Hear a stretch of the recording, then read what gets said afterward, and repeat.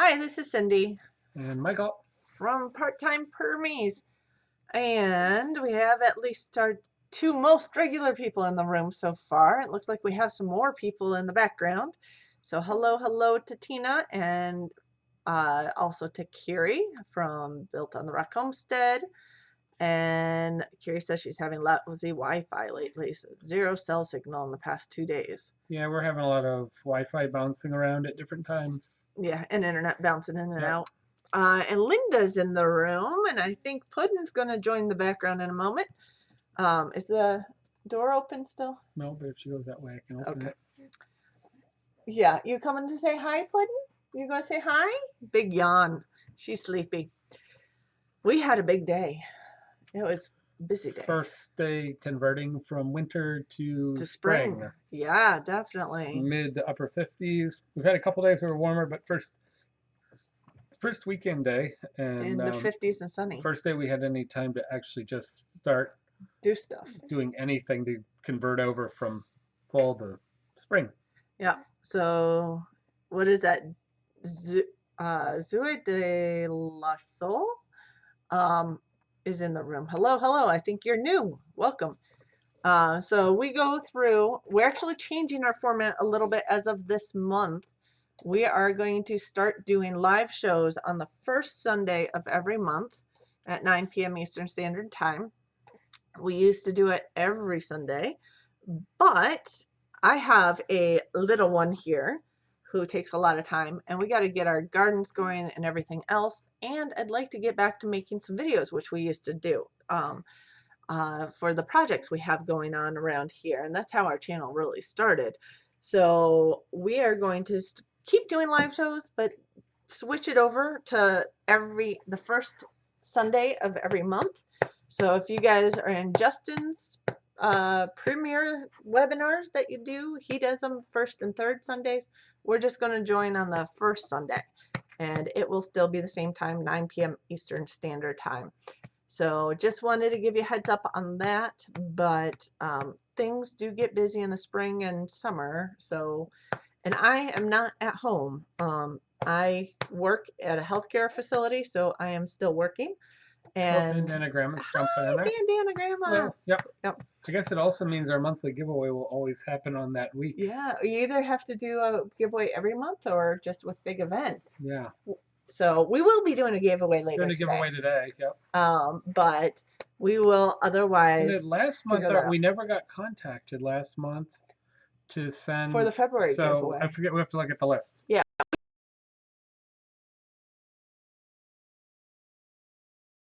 Never contacted us on where to send we were things. going to send it, but yeah, so didn't have a way to do it. and I'm assuming it was a she. I think it was. I think it was so. a female name. And somebody's got my hair.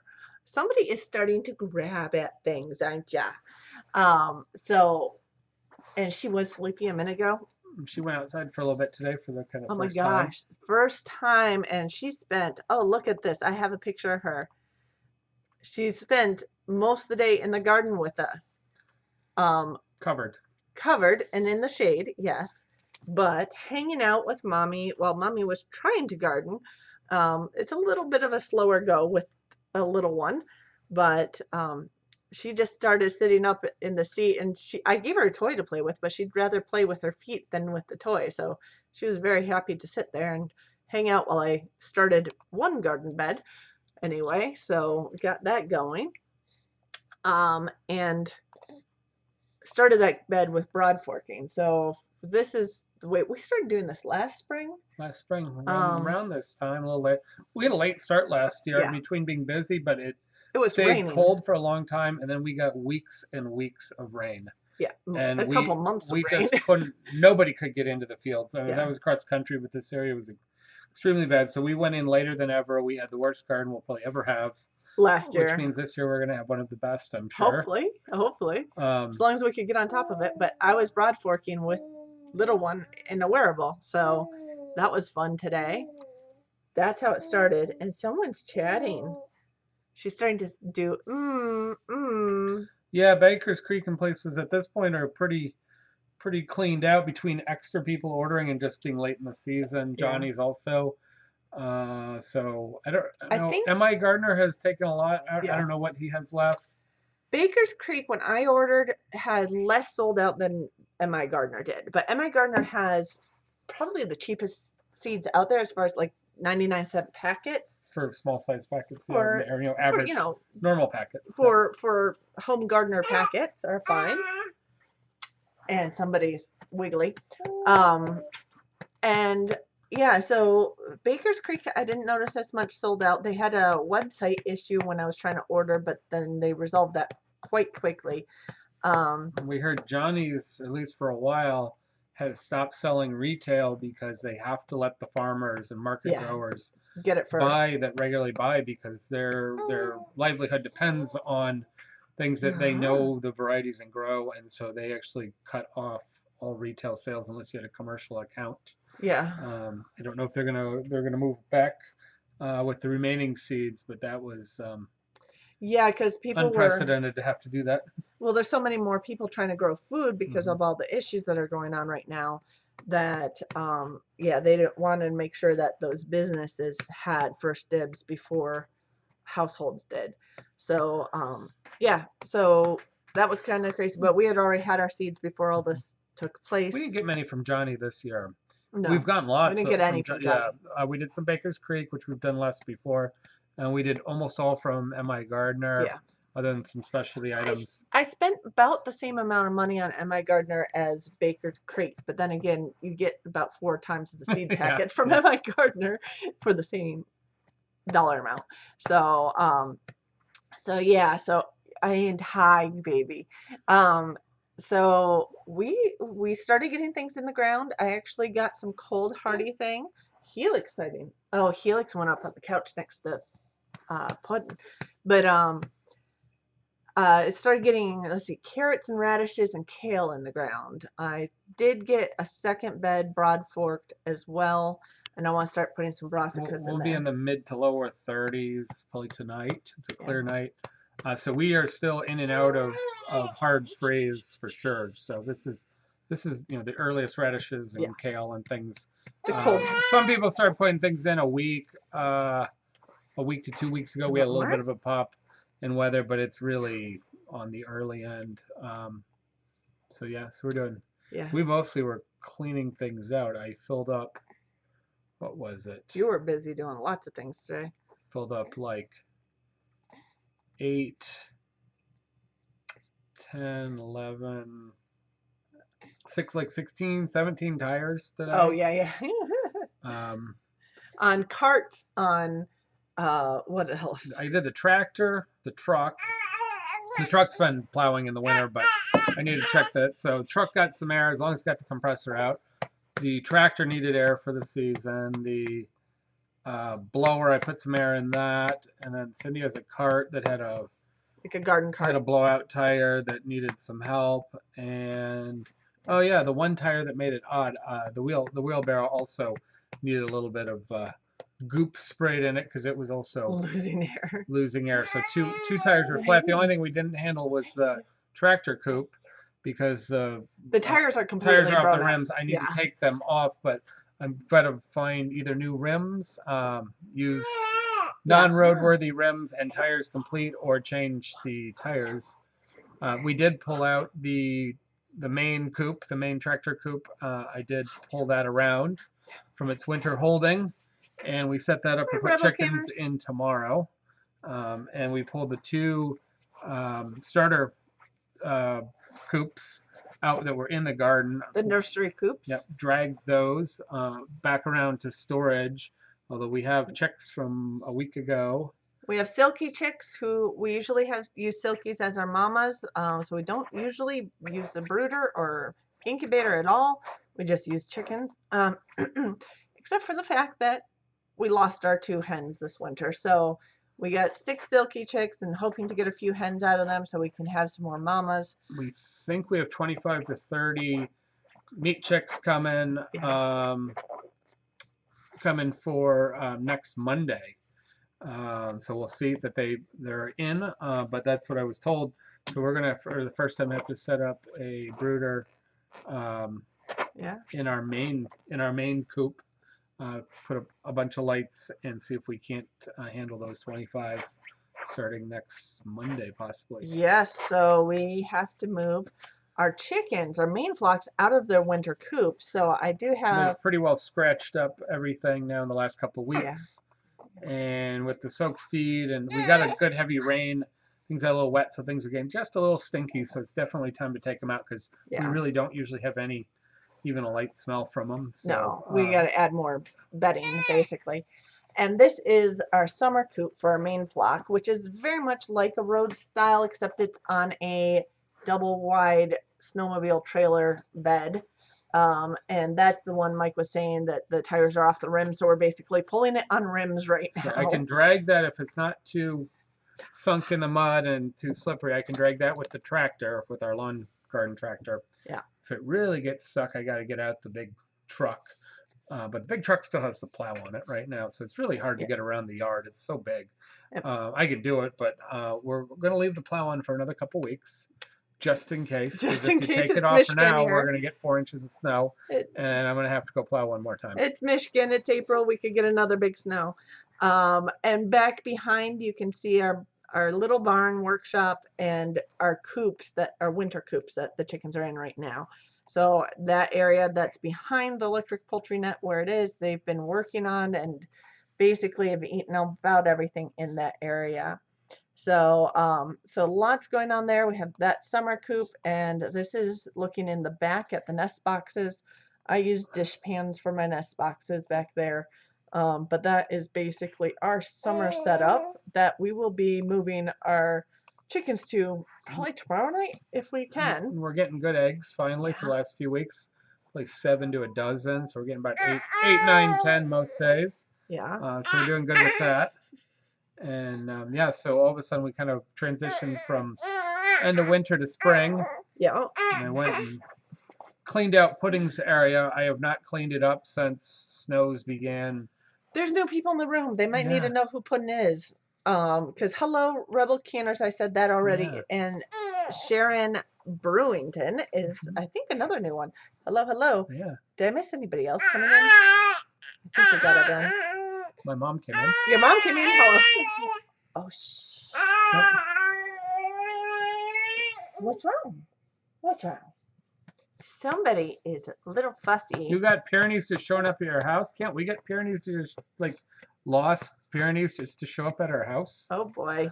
Uh-oh. So, Pyrenees do like to wander from what I hear because they are livestock guardian dogs. Yeah, smart dogs, and they like to be outside. And yeah. not Yeah. so feeling like Pudding wouldn't go hardly anywhere because she wants to be warm and fed, and Yeah, she just no. has no interest in And going she's a anywhere. mama's girl, so she pretty much hangs out with me all the time. Ah, I think I got her to settle down.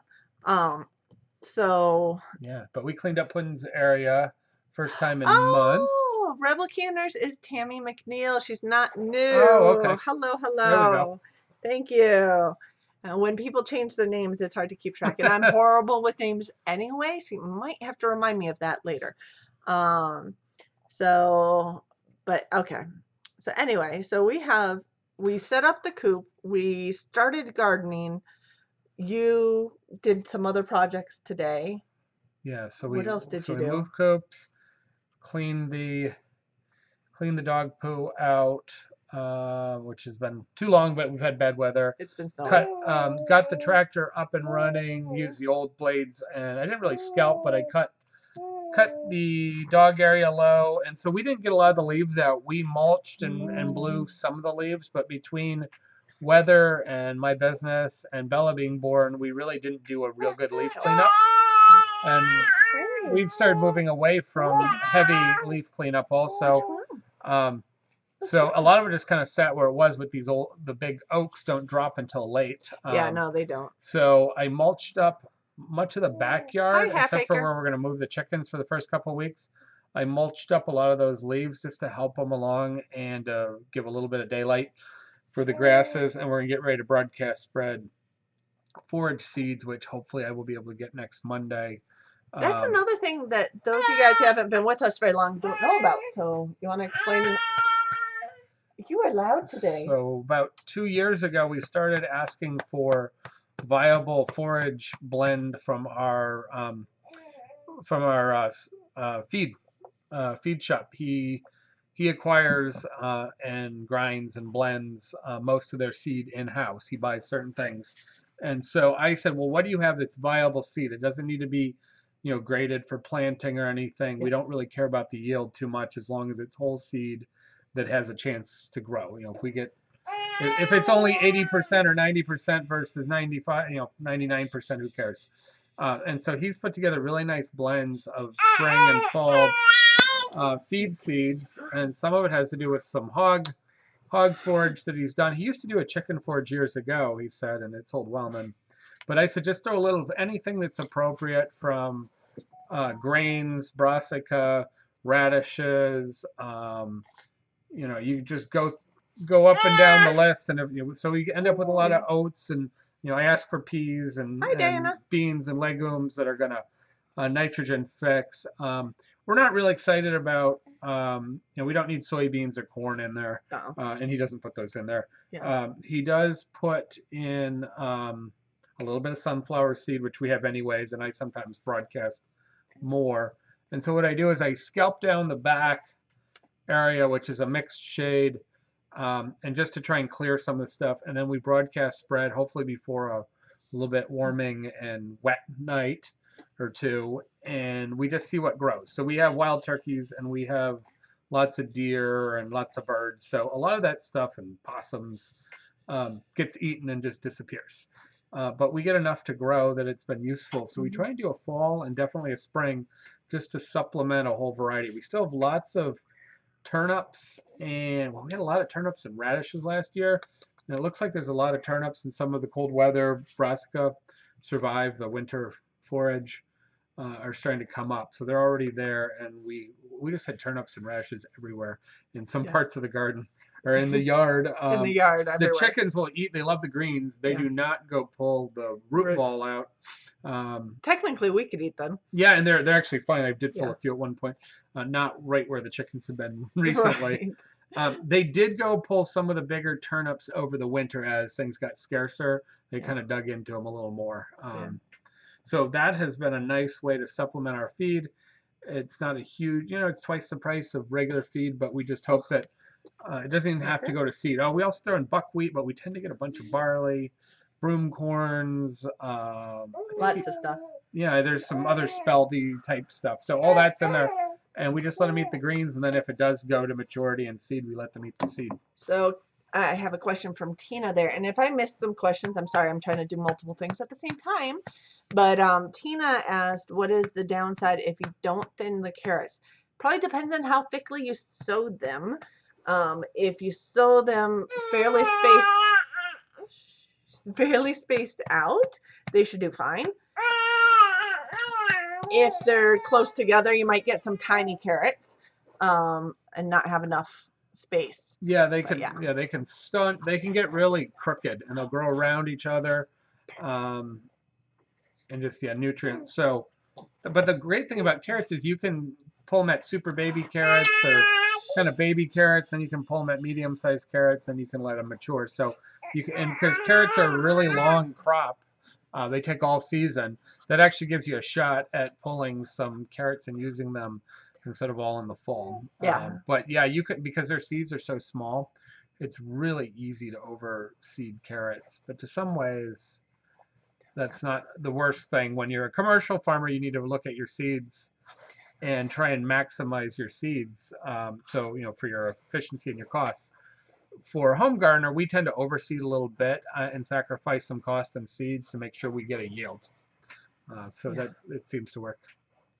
So, Curie transplanted trees outside a raised garden bed this evening, hoping they're pecans, but not sure what they are, growing out of leaves got from town yards. Well, a lot of times the pecan, if it's in its first year or two, will still have the seed shell attached to it or nearby it. So that would be we have some cold hardy pecans that are about 3 years old. One's in a pot, only one surviving. I was looking at that today. We actually need to get that, figure out where it's going to go and get that into the ground this year. So, Diana's planted potatoes. Someone else was planting potatoes. I forget who wrote that earlier. Potatoes are too early for us. Peas and onions can go in now. But potatoes we have to wait a little bit. So. Yeah. Although we have potatoes from previous years always seem to come up. So we hardly harvested any potatoes last year. So we'll probably have a ton of potatoes coming up. So I'm not even going to put any in. So the discussion with potatoes is if you don't pull them, you can get potato bugs and some other diseases can carry over. If you do pull them, you're more likely, and then move them regularly, you're less likely to have disease issues. We do have a lot of potato issues here. According to Mike Hogue, our permaculture teacher, if you have a lot of variety in the beds, you're less likely to get issues too. So if you mostly your russets and reds and things that everybody's growing. Yeah.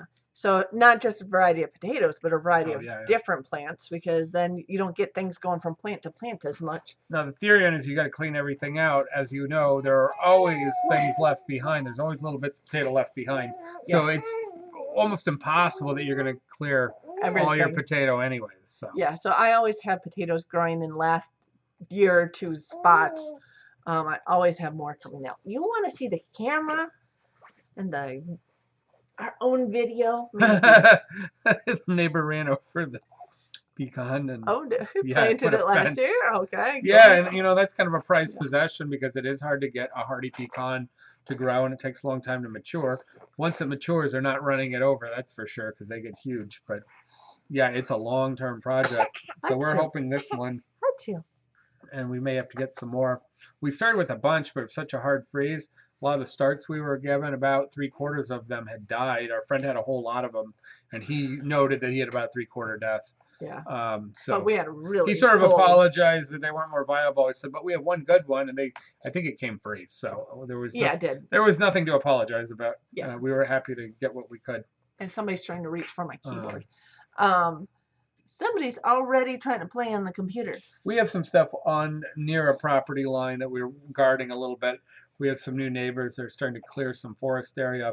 Not totally, but all the underbrush, and we need to wait for a couple things to come up and make sure we either protect them and just note them or move them if we decide that as they're clearing more area, that's not going to be the right place for them. We don't really know where they're putting things in their house, and we're flexible on how we finish that property line. So, but we may need to move a couple things that we originally thought were doing in nice. Pecans and peaches are grown commercially in the Texas Hill Country. Yeah. We get some small pecans, not the commercial ones, up our way. They're rare here. People are always shocked when but yeah. And then peaches. Lots of commercial peaches here. Lots of peaches here. Very, very more yellow peaches and canning. and pie peaches tend to come out of this area. And they pick pretty ripe here, so they don't travel too far beyond here. But they're very, very good peaches. Not every year, but most years we have wonderful peaches. So. And a lot of other fruit in our area, actually. Friendly Food Force, hello. Hardy pecan is a touch and go. This is really pushing the boundary. So the pecan starts, we have a friend who gets some just over the Indiana border from an Amish family, although they had two huge, 80, 100-year-old pecans. They cut down one of them for some reason, I heard, and they still had one. Our friend has them, and if you protect them a little bit, they will get huge. They'll last a long time. Once they're set in, they're fine. They provide a pecan about half the size of a large or an extra large commercial southern pecan. However, it's just as sweet, and if you don't mind that's a touch smaller, they're a great home tree. But yeah, they're a little bit touch and go. Yeah. Bandana says twice her husband told her that he had to chop down that ugly weed with the big leaves. It's a big tree. Oh, jeez. At least they grow fast. Yeah, I survived, and I moved it to the other side of the house. Really? Yeah, we were looking at the hardy Chicago hardy. No, we were looking at the hardy kiwis. I'd have like to interest in trying those. Yeah. I actually have a gift certificate from Oikos that I need to look through and actually order things from them soon. Okay. So that may be one thing that Oikos has. Yeah. I have to see their current inventory. Yeah. So I gave him, was that birthday or Christmas? Birthday present was a gift certificate to Oiko Tree Farm. So we have some figs that were in the greenhouse. Did we plant those? What did we do with those? The figs, no. The figs in the greenhouse they were small. should still be in the greenhouse. There. Yeah, we gotta look at those. They should be starting to grow. So we'll probably give them a start in the greenhouse, give them some good heat while it's still cool, and let them take off, and then probably transplant them as it starts to warm up. But we'll give them a good head start this year. And we'll put it in a warmer area as well, like get near a brick wall of our house or something like that, because we're at the very northern end of that range. Rebel Canner said grew hardy kiwi in central Michigan. They did well here. Yeah, they're supposed to do fine. We've never done them, but everybody says they do real well. Yeah. So yeah, we want to build some more perennials into our food forest, but we also need to make room for some things, and we have a lot of locust trees that we're gonna have to thin it out a bit. Keep thinking that I would get time in the winter, and I just had zero time this winter. And right now, both of us are still working. I'm working as much as ever, just different things. I don't think we're taking in the same revenue, but we're definitely working.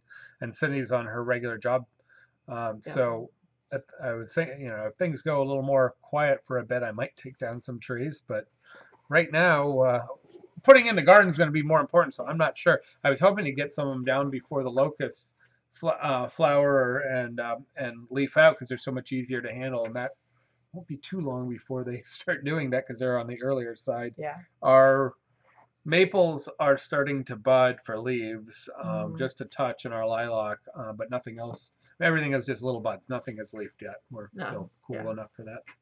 Yep. So we have another picture of Bella here. I was helping, I was thinning the arugula, and Bella was helping a little bit. I handed her pieces. She decided to try arugula this morning. She didn't swallow any, but she was chewing on and mouthing them, and actually didn't mind them. I was surprised. I was expecting a funny face. They're still a blend between sweet and they're not peppery yet. They're a little, they've got just a little arugula, nice bitterness, but they have not gotten real peppery at all. And when you do the cold weather ones, they're so sweet. But I was surprised that she thought that was reasonable to try eating. Was the first one, she pretty much made it completely soggy before she dropped it, and then she tried a second one and was working on that one for a while.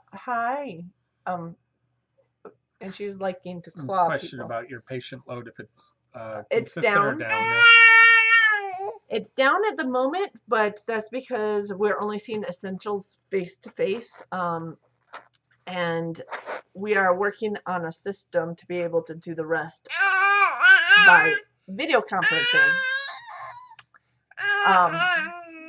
Yeah, you like video conferencing? It's kind of like this, except it's two-way. So yeah, so we're gonna do WebEx video conferences for our non-essentials, so we can keep them at home. I will still be doing it from my office, but it'll mean less people in and out of my office. She is being loud tonight. Sorry, guys. Yeah, we direct. You direct seeded some stuff today. Yeah, I did carrots and radishes and kale. Kale, some of those things you could have even done a couple of weeks ago. Yeah, as long as the weather cooperated. Yeah. Do you want more food, baby girl? You are so wiggly. Okay, baby. Got her settled for a moment. Yeah, we were looking at. Can't remember if barley overwinters. So I think barley, and I don't know about oat. Some of those might be able to go in pre-frost. I'm not sure. We were looking at buckwheat, which likes cool climates, but buckwheat needs to be post-frost. Yeah. So that's not until mid-May. Obviously, winter wheats went in the fall or early spring wheats are most of those are cold hardy, so they could go in and give it a start on some of those. Friendly Food Force, where are you guys at? And actually, there's a number of people who probably aren't in this chat very often. If you want to list your state or your growing zone or your country, if you're not in the country, that'd be awesome. And that way we kind of know about where people are at and if they're in similar timing or earlier or later than us. So that's helpful too. I have one more baby picture if you guys want. After this whole day of being out in the garden and helping me and being in the greenhouse with me, she did crash for an afternoon nap, which she doesn't usually like long afternoon naps. Depends. Sometimes she'll sleep for 2 hours, but most times she's kind of touch and go. Yeah. Sleeps more in the morning. She slept about an hour, I would say, this afternoon, but she crashed pretty hard for a while. And now she's like to the, I think, wound up because she's tired stage. You got her to roll over this week. Oh, she did roll over. Yeah, she's rolling over pretty regularly, actually. She's rolling from. She made it look like she'd been doing it all month or something. She rolled from. Friendly Food is mid-Michigan. Yeah. Okay. So you're probably just about a zone or a zone and a half colder than us. Zone 5 in mid-Michigan. We're zone 6, 6A. Yeah.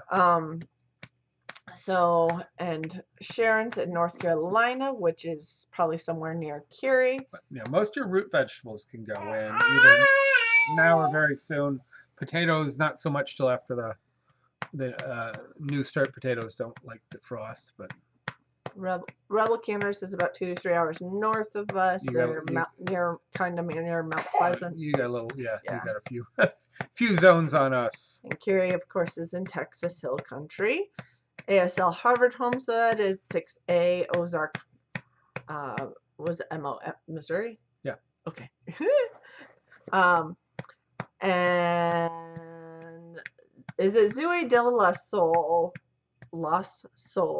in New Jersey? How are you going in New Jersey? I hear, New York. You have friends in New Jersey that aren't doing too well. I have a friend in the hospital in New Jersey right now who I used to work with.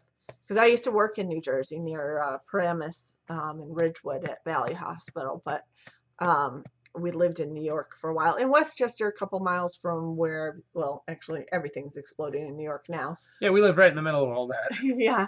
We moved away about 5 years ago. I worked right in the middle of the worst of it. Yeah. So, of course, everyone... Spinach, definitely plant spinach. It does great. Spinach now, arugula, spinach, kale, peas, like snow peas, snap peas, your radishes, your carrots, your parsnips, your beets, kale, your brassicas can go in now if you're in our you zone. got to be careful. Some like broccoli and some stuff, don't they? Some like to germinate. They don't germinate. Transplant them. They'll handle the frost in the fall. Some of them, or a light frost. but they don't. Yeah. They like to germinate at 70, so if you have starts, you can And transplant lettuces them. are funny. We've talked about it before because lettuces are a whole blend of delicate, sweeter, he likes or Spinach can go in sweeter now. leaves. Not they're all different varieties and they have all different conditions they like to grow in and Yeah. start in. That's why the seeds are so many different sizes and shapes. They're different. They're not They're, all in the same variety. yeah. But of the ones that will start through, touch and go frosts, they grow slower, and when they grow slower, they're more hardy Dandelions will grow and they now. are sweet.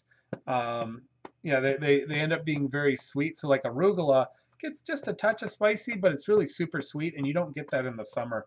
Yeah. Yeah, all of your and all the dandelions and all of your chicory family, you typically want to grow now or soon before it gets to the hot. Before you get into that July for us, July mid-July heat, because that's when they really bitter up. So if you like them with the balance of sweet and some bitter, um, go early on them. The earlier ones are really kind of special to eat, and then they quickly disappear. As that stuff grows faster, the leaves get a little thinner also, and sometimes you just don't have that density of crunch. Spinach does not grow in high heat very well at all. No. Does not germinate. There are Although some we got a New lookalikes. Zealand spinach that is supposed to be very high There's a number, heat of tolerant. things, So plants that are lookalikes or almost lookalikes that get grown yeah, and get sold as spinach because they'll grow in the heat. But true spinach is a spring and fall, and then when you get to the higher heat, you'll see it all browns out and yeah, it won't it even doesn't start. like it. It's not happy. Um, we have Cress. All yeah your cresses cresses. only Yeah, grow in cool they'll weather. grow along the ice melt along the streams where Yeah, it's wet. we have a wild bitter cress out right now that's Tons growing. of it. Tons of it It's is starting in to flower. flower Yeah, it's right now. flowering. We actually need to pick it Okay, before it there we go. finishes and gets too bitter. So yeah, your cresses are perfect if you're in cold Mhm. zones, even being up north. That's going to be your go-to or cresses and check some of the chicories are cold hardy and dandelion. And somebody really, really likes it when the cat joins us, as long as you don't grab the fur too hard. The cat doesn't mind the baby. So okay. Near Glassboro. Okay, that's Yeah. south of where you were, but yep. Yeah. So yeah, no, I've New York, New Jersey, and then Michigan's Detroit area is getting bad right now too. Um, Kalamazoo is starting to ramp up, unfortunately. Yeah, we're So starting to see more activity of people that are ill in our area. However, they're really not testing very much at all in no. these counties, so it's pretty unknown. But the severe cases are still very limited, And um, we've had a few deaths and we're in the still county. outside of the city, so Yeah, we're even a little more rural. I mean, we're not rural at except I all, work in but the city yeah. at a cancer center, not at the hospital. So um, at least on that end, I'm not in the middle of where all the people with COVID are going. However, I hope none of our patients get it because our cancer patients, Yeah, the I'd ones hate in to have, treatment are not yeah, not helpful to add that on top. no, no. So, oh, Friendly Food Forest has New Zealand spinach growing. Okay. So you'll have to let me know. I haven't started it yet. I haven't looked at the seed packet for instructions yet. I'm trying to get some of the stuff I know I need to get in right now done. Um, so we'll see how that goes. So we had another good discussion. So on things in the spring that we pulled up some sticks. Didn't finish the whole front, but I chopped up some of the leaves and mulched them up. And I remember seeing a Facebook post from somebody said, Yeah. people are complaining about everybody leaf blowing everything. And burning all the Can they leaves. just stop? I don't really care about the leaf blowing. It Yeah. happens. But yeah, we do there's a lot of burning here, and to the point where there's a couple weekends in the fall where you can hardly breathe. It's just so much leaf smoke for no reason.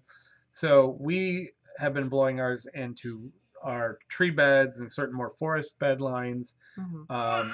where we can use it, and then we've been leaving some of it. And the question was, well, if you leave it to shield and create nutrients, how long do you leave it? And they said somebody had started cleaning up theirs.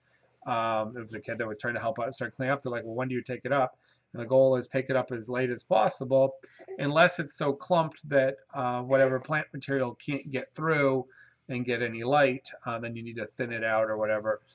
Because you'll notice that the ants and other bugs progressively chop it up. There's some good videos of actually how fast they break it break it down, down and into the smaller and smaller worms. pieces and move it around, and then the worms basically pull it all underground. Yeah. So we usually blow some of it, but we really blew much less this year just out of necessity. I have not chopped up the front, but I chopped up a lot of those back areas. But instead, I blew it in patterns where I just cut in rings, and so it kept blowing it out where I just cut, trying to truly mulch it into like 1 inch pieces, so the grasses that were there would get a little, not be too clogged with moisture and get a little bit of light, but still really keep that leaf material down because we have such sandy soil, and try and protect our sandy soil. And we're gonna just let the bugs for this, at this point, pretty much let the bugs do the rest of it and let the grass grow up through And the it. mold and the Yeah. fungi love the leaf. So we're really not. I mean, it looks a little leafy. I cut our front strip by our road. It's a country road. I cut that to look sort of appropriate for the rest of the neighborhood, and it looks leafy. But I know when that first burst of grass comes through It's and gonna really be starts growing, it's green. going to look no different than any of the neighbors, because we'll just have that material sitting down again against. Okay, let's see how this goes. Like, Yes, it's back. It's back, and there's probably a delay on it, but we're back. too many neighbors watching Netflix. Yeah, right. There's so much. Well, I mean, it's Sunday night. You'd think people are home, but they don't have to work tomorrow, so they can stay up later, and I suppose, and do things. So I apologize. Internet often seems to cut in and out, Especially in the evening. especially in the evening, and especially now that everyone's home. I even have problems during the day. My accounting programs, an invoicing program is a online, so everything that I do needs to upload before I can do the next movement. And there are times when I can barely get an invoice out in the middle of the day. And you need it for running And your usually I haven't had a problem with it, but it's been getting a little worse with more people in the area over the last year, but it's gotten significantly worse in the last month. There's just sometimes I have to stop doing invoices or my accounting and go do something else and come back to it. So what I was going to do was, we were talking about FaceTiming because my parents are on lockdown, basically. They are isolating. They're both 79 and 81 and have health issues and are on the east side of the state where everything's breaking out like crazy right now. So we've been doing FaceTime. This is Bella, of course, with Grandma, and playing around with, our Facebook video chat or whatever you call that thing.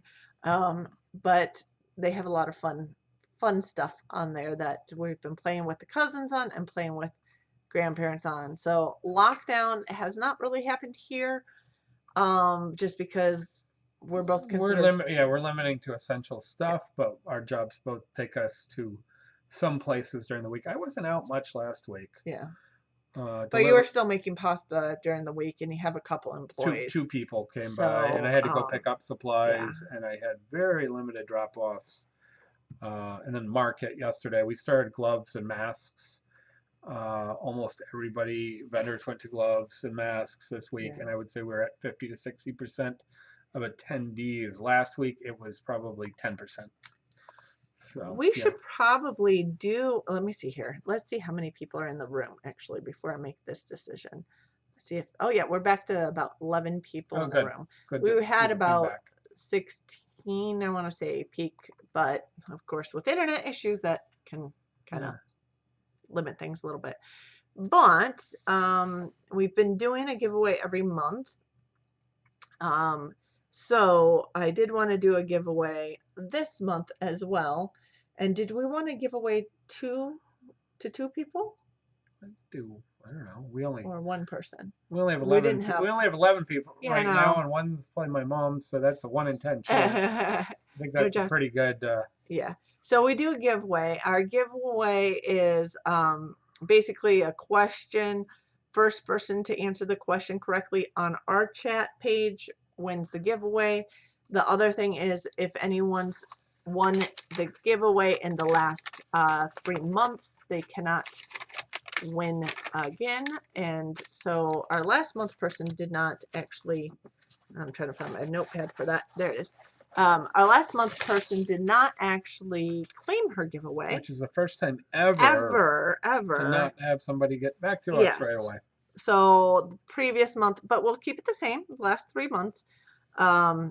So January, well, we didn't, this is March giveaway technically. We missed March. Oh.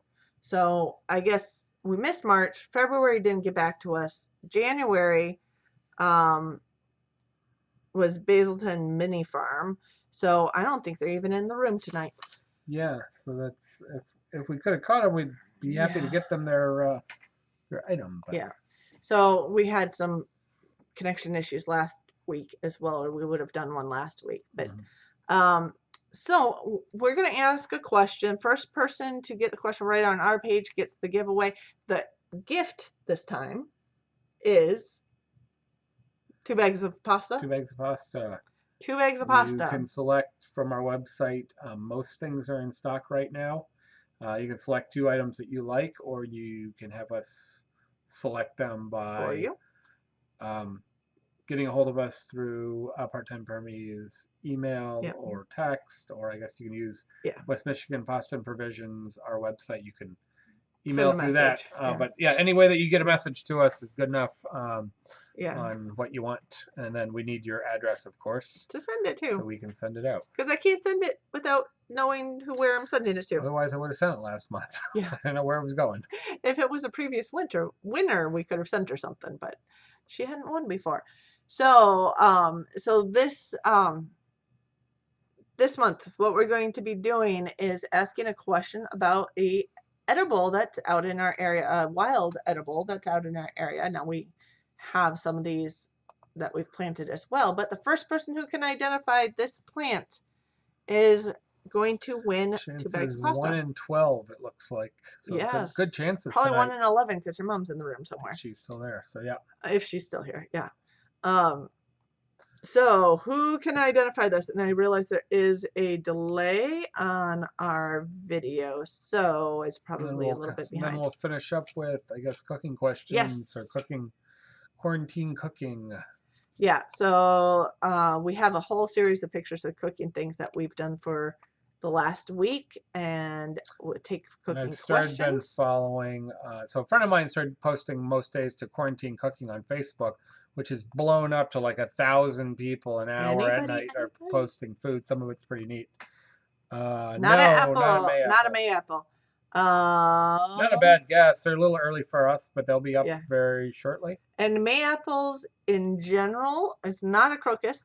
Mayapples in general are not edible except when the fruit is absolutely right. You can crocus is edible though. Crocus is edible, but it's not a crocus. This is wild. It's found in forests, on wet floors. Through much of the country. Yeah, it's a green plant, Gary. Technically, I transplanted these, and they're coming back. It's not fully green. There's actually a purple or reddish on the base, white stem. Yeah. This, if you look down towards the base, this is key for identifying it. By the way, has some red on the stalk there. These are about 4 to 6 inches tall right now. Yeah. Probably more towards the 4-inch. They will grow up to about 8 inches tall. Yep, that's true too. You can eat the leaves. You can eat the bulbs on these. Eat the stem. You can eat the stem. You can eat it all. Yep. Should I give one more clue? Because we don't have any answers yet. Somebody will come through. You think someone's going to identify this plant? Yep. It's a chef favorite. Chefs go nuts for these, I guess. Yeah. Not lamb's quarter. No, much bigger than that. Well, lamb's quarter grows pretty darn tall, That's true. The leaves on these are broader and longer than that. Not a jack and pulpit, not lily of the valley, but it looks a lot like it. That's close, but lily of the valley is poisonous and not red. These are big difference in the stems on these are the lily of the valleys do not have those red at the base of the stems. These are in the onion family, and it's not purslane. Not Head of the woods. Head of the woods is a mushroom. Almost, yeah, it almost looks like garlic. Almost it's related to garlic. It is related to garlic. You guys can do it. That's a mushroom too, ASL. Dryad saddle and hen in the woods are all mushrooms. Although we love those too. That's not what this one is. Yeah, the first dried saddles are a little bit out. It's a little too cold for them yet. I actually have a video on transplanting this one from about Yeah, two I know. years ago. They put all Um, the mushrooms through. chicken of the more mushrooms. This could have, you got a tough group because this one could Not have a blue gone violet. Not shallots, super, close. super close to shallots is the closest It's so in the far. same family, not Yeah, shallots. it's prized and There it's, you there you go. go. ASL Homestead got it at If you put ramps. enough mushrooms out there, you're eventually going to get the ramps. Yeah, it's ramps. ASL, you got it. So ramps They're just came ramps. up in the last week. These are protected by the house, so there's a Yeah. little warmth. Yeah, we Um, planted them there it's actually. actually early, but so you're just starting to see some ramps up in our area. Of course, to the south, they're done Yeah, already. yeah, that's true. So these are What? very much a spring plant. Their bulbs are edible, but they grow so slowly. A lot of people, if you're harvesting wild ones, they say not to take the bulbs. Don't take more than 1 or 2 in 10. And yeah, if they do, they will grow into bunches, but they take like 6 or 7 years to develop their bunch. So it is one you have to be careful in harvesting. You can harvest the leaves, and if you do that, you could take like a single leaf off and leave the, or at least leave at least one leaf. Actually, after you let them go a little more than that, because the stem is, you can saute the leaves very lightly, Yeah. but you can, lots of Ramps, people regularly want the stem, so you can yeah. actually cut the stem and leave the bulb, and they'll still be all right. Linda Taylor, second name for it I would have taken was a wild leek. Some people call them wild leeks, although they're technically not leeks. Um, but ramps are, a really highly sought after uh, foraged item. It's actually almost kind of like morels in the spring. Yeah, it's one of the top Yeah, desirable things for high-end restaurants it is over foraged. because it's a short season. Yeah, And they only went over four. They were not picked until 20 years ago yeah, in any, and used in high-end restaurants really hardly at all. And it went from carpeting whole areas to people ripping out we used to get garbage bags full of them with the dirt on them. yeah. Um, That's not and people have sustainable. gone in and done so much of that we're actually becoming an issue, and there's no reason that it ever should have been that way. Yeah. It was just way too much, and they're very expensive if you try and purchase them, which is fine. So ASL Harvest Home says either send me an email to parttimepermies@gmail.com, or if you follow us on Facebook, you can send me a message there. Yeah, so Linda, yeah, you can definitely pull some. The other thing is you can wait until the summer and the bulb gets bigger, and you can wait to pull Yeah, some they of get those about bulbs.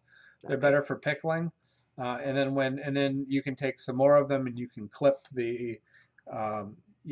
at the base of the stem, so you can still pickle some of the Yeah, stems and things, and leave some of the bulb in, yeah. and then just leave some alone. And a combination of those, they'll do fine. They'll come back year after year, like anything. So these plants have been in there 2 years, and I believe I planted the bulbs further apart than this. So this one has doubled itself. So there's Mhm. 2 bulbs now.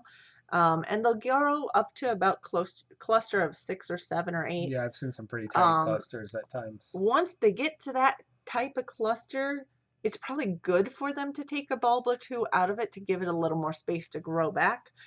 But it takes them a long time to get to that. It took 2 years for this one to double itself. So it does take a while.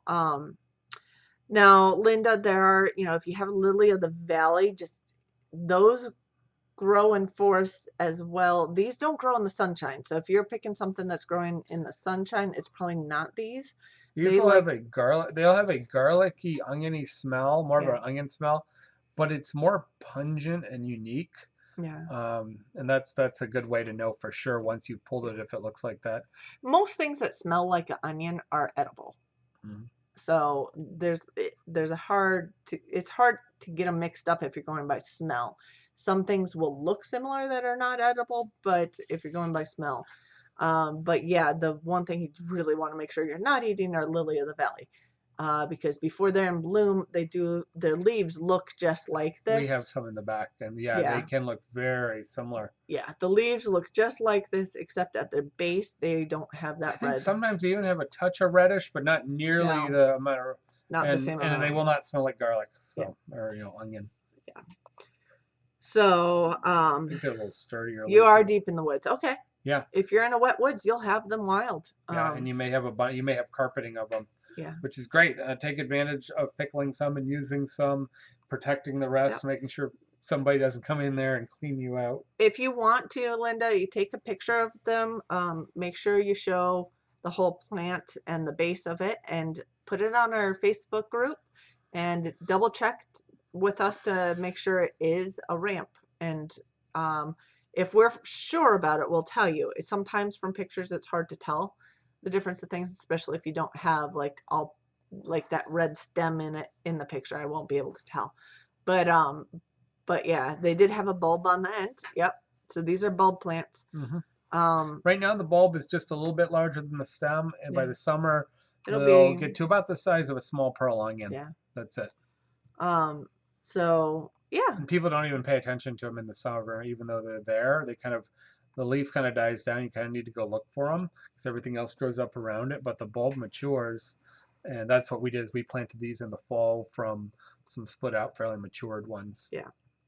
Um, yeah, I always say double check if you haven't tried it before. Double check with people who know what it is.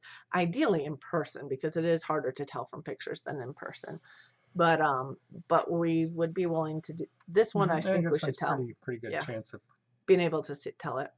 Okay, guys. So ASL, you're gonna have to get back to us on what pasta you like. Go to the webpage at www.westmichiganpastaandprovisions.com and pick out your two pastas. Or if you want us to send us a random two, just email or text us, and we'll get that And to if you. you're gluten free, let us know, and we'll send you a book of some sort.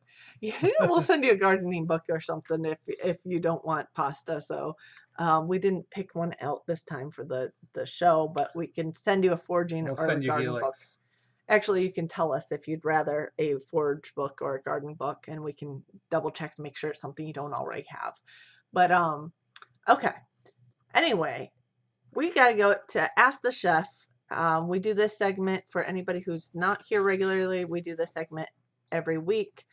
Okay, I guess it'll be every month now, uh, where you can ask any questions. And we've had a lot of meals that you've been taking pictures of for lockdown foods, or what do you call it? Quarantine Quarantine meals. meals. It's not Quarantine food meals. in jail. No, I didn't say locked up. Lockdown. Lockdown.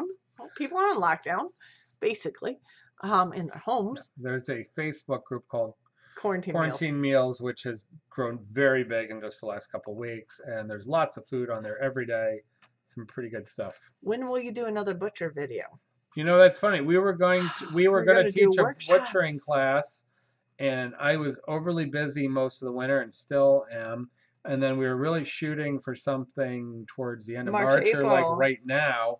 I think I still would have had a little bit of a hard time, but we definitely put it on hold. Yeah, we were looking to do the theme breakfast cookery and making about 6 or more items that were all pork-based meat items that would contribute to traditional breakfasts. Yeah. Um, and But so that's on hold. yeah, that's on hold because obviously we can't do it right now. And I'm heading into market season real soon. Yeah. Markets are running. They're going to be modified, but they are running. And I can't do anything on weekends or But we whatever can with still do markets. But videos. yeah, we did. We took out some young roosters. We've had chicken butchery videos. We've had pork butchery with the roads. We've done some Beef. pork butchery videos here because we did those with Jamie. Mm-hmm. I do have a footage for, I believe I have footage for the duck butchery that we did at Jamie's, Yeah, I don't know if you did but anything with it. I haven't done anything with it yet. So I will be working on editing some of these old things that I have from last fall and summer, because when I was pregnant, I was exhausted and had no energy to do hardly anything. So I will be releasing some of those as well as some new stuff coming up here. So maybe we'll get a duck butchery one coming up, and then it's already done. I have to edit I it. actually broke down some larger cuts of beef this week. Didn't take any pictures. We took Oh, we have a food dish from some of it. We Well, took a shoulder, that one. a top blade roast or a chuck roast, which is the top of the shoulder, Yeah. and we broke that down into stew meat into some cubes of two different sizes. Also had a brisket. We took some of the heavy fat off of the stew meat and a little bit off the brisket, and then we ground the rest of it. And so this was with one of the guys I'm working with. He wanted some ground beef, I wanted some stew meat, a little bit of ground beef. So we thought the best way to do that was to go buy commercial meat, and then handle it one to get the types of stew meat we wanted, a little better quality, and then we could control the grind, and that actually could help pricing. I think we were in the we averaged $4. I think you said $4 a pound. Do the math. Yeah. No, we averaged, yeah. I'm thinking about after we trimmed down the heavy fat cap, we averaged like 401 a pound. Okay. However, no, I think we still had some trim coming out of that. Mm. By the time we did the cube and we weighed out we weighed out the grind, and we ran it pretty fatty on purpose. We still had 12 pounds of fat out of 40 pounds we had to pull back. So I think we ran the stew meat. We called it $6 a pound, and then the ground meat was $4.30 a pound. Okay. And the ground meat you did what with? This picture? That's cast iron griddled burgers. So it's basically a sirloin brisket blend. So it'd be a steakhouse style blend. It's quite fatty, perfect for burgers. Maybe a touch fatty for meatloaf.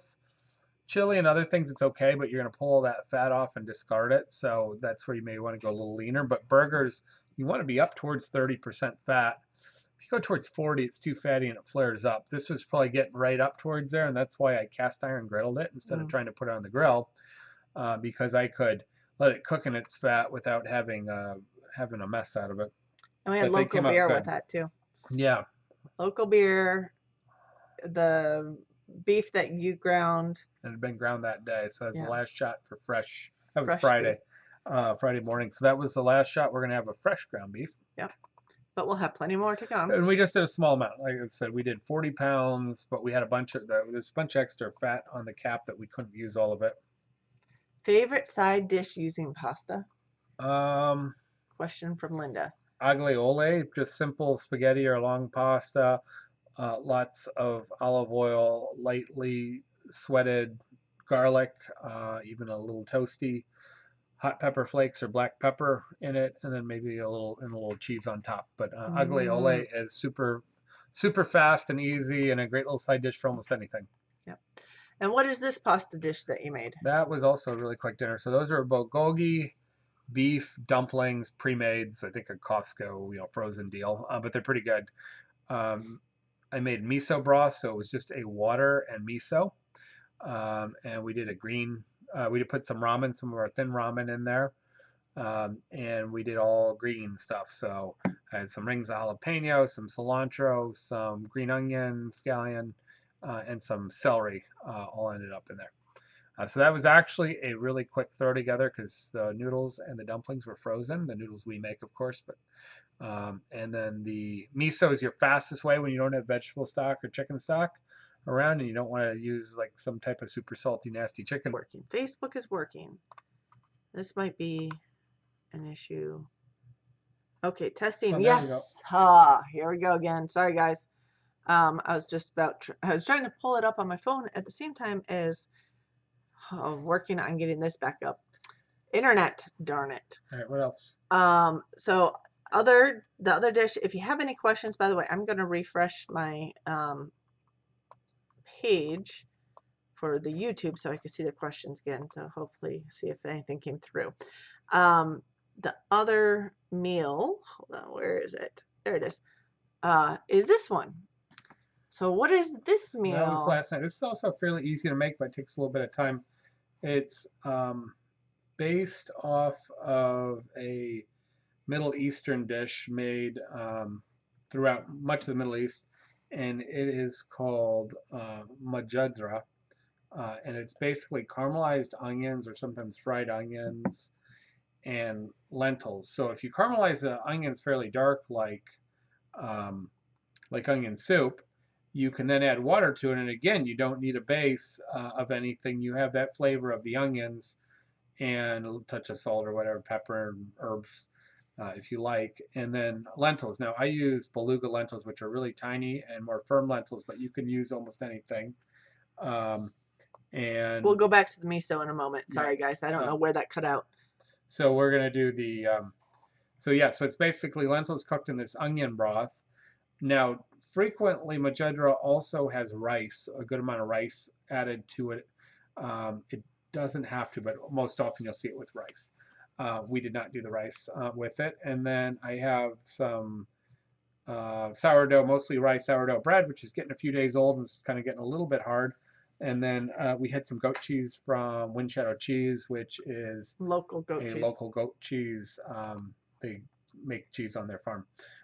So perfect kind of Mediterranean crusty sourdough bread, onions, lentils, and goat cheese. Total peasant food, but actually you can sell that. I mean, you could sell that dressed up as fine dining, no problem. Yeah. It's totally vegetarian, and so yeah.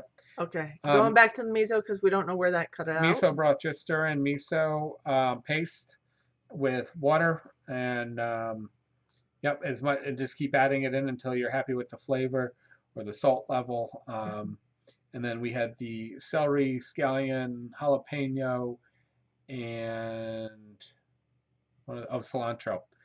Went with all green things, and then finished with the quickly pre-cooked ramen noodles and the dumplings, which I just simmered in the miso. So that was also a really quick, no stock required. Pretty easy to develop. The Majendra takes more time because they're just cooking down the onions. Yeah. Majendra is a great leftover. The miso soup is not a particularly great leftover. It is best served piping hot immediately. Yeah. And you made, of course, the ramen noodles. You do those fresh noodles for local business, not the online business. Yeah, I but don't ship those because yeah. they're frozen. Yeah. So. That would cost too much to ship, basically. Yeah. But yeah, any other cooking questions now that we have our internet back up?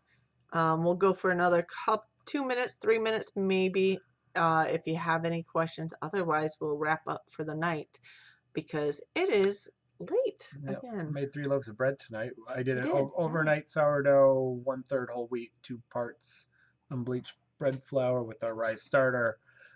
Just pulled out 3 loaves right before this So started. 2 are probably going to neighbors. 1 is for us. I've been making. I can make 3 loaves. Could really make 4, but I have 3 proofing baskets. And I can cook 2 at a time. So I could actually get another proofing basket and then do 4 at a time. Yeah. And I have a mix. I have a 20-quart mixer, so I can handle mixing that much. Yeah, it's still working. Okay, internet's still working. Our OBS is cutting out, so I will make sure that's updated before our next live show.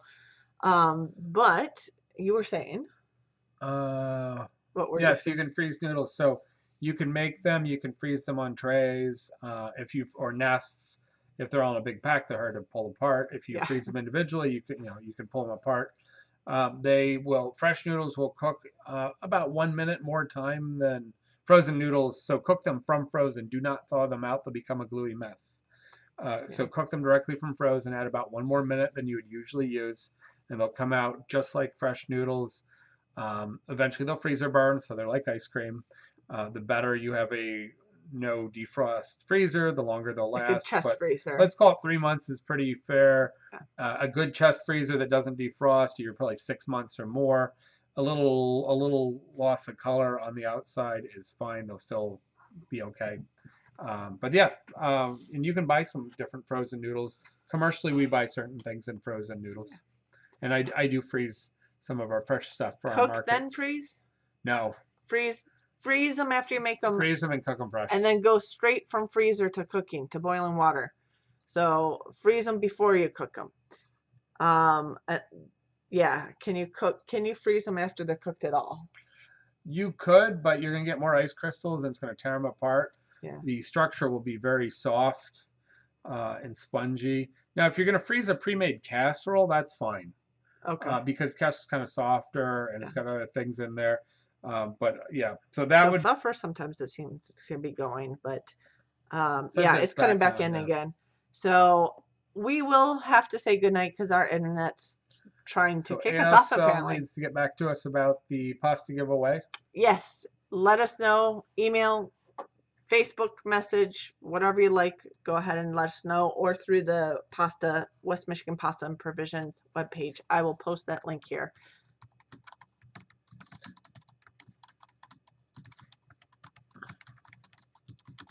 Okay, so there's the link, and we hope everybody has a safe month. We will put out some videos for you guys, but we'll talk live again next month, first Sunday of the month, on Blog Messenger. Okay, perfect.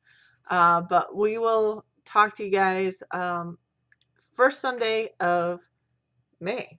Will Okay. be our next time on live, and in the meantime, we'll get you some videos. So have a great month, you guys. Stay safe, stay healthy, stay home, and all this craziness. We'll talk to you soon. Bye, guys. Good night.